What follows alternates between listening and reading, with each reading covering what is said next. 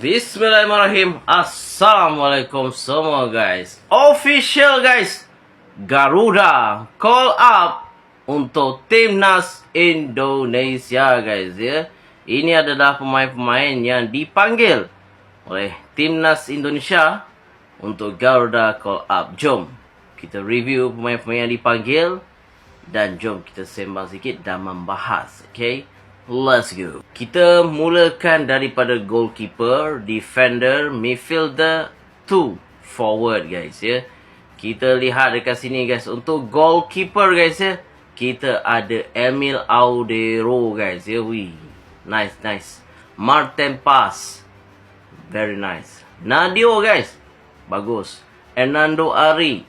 Lepas tu Cahya Supriyadi. Ini adalah goalkeeper yang dipilih oleh timnas Indonesia untuk FIFA Series guys ya.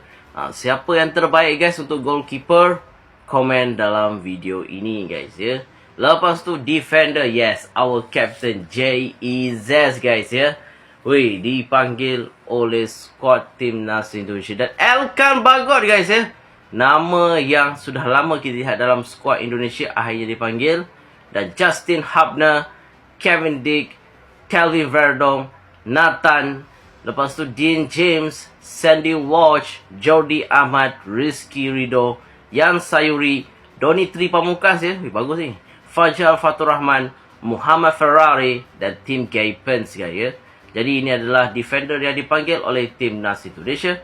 Lepas tu midfield, Joey Pelipesi, Mark Klok, Ricky Kambuaya, Eliano Rendes, Ivar Jenner, Witan Sulaiman, Egy Maulana, Arhan Fikri, Ezra Walian tak panggil, Victor Detan. Okay, ini midfielder. Dan forward guys ya, kita ada Meliano Jonathan, Ole Romeni, Ragnar Oramagoan, Beckham Putra, Mauro Zistra, Ramadan Sananta, Yaakob Sayuri, Adria Wibowo, Hoki Caraka, Jens Reven dan Stefano Lili Pali guys. Jadi guys, ini adalah pemain yang dipanggil oleh timnas Indonesia, Coach George Haman.